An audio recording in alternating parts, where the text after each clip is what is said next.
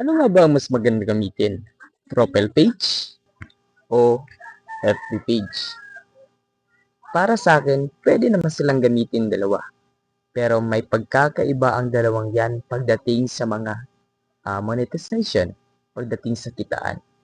Sinasabi ng iba na mas maliit daw yung kita sa Facebook profile at mas malaki naman ang kita sa FB page.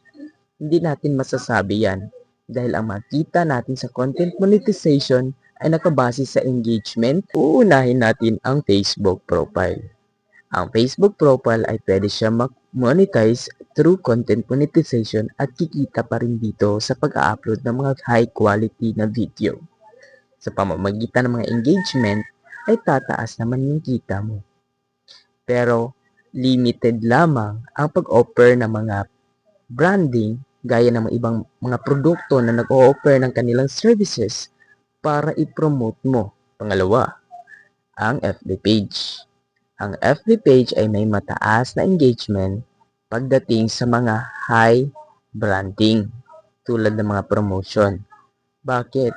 Dahil ang FB page ay mas professional tingnan at mas professional gamitin para sa mga collab and branding product. Tulad sa mga profile page natin, ginagamit lamang yan para sa sunod na mga gagamitin tulad ng pag-upload ng mga memories, upload ng mga videos, at mga my days. Di tulad sa FB page na mas high quality at mas magandang gamitin dahil ito ay mas professional para sa mga collab brands. Yun lamang ang pinagkaiba ng dalawa pero pareha naman silang kumikita at magpuproduce ng pera.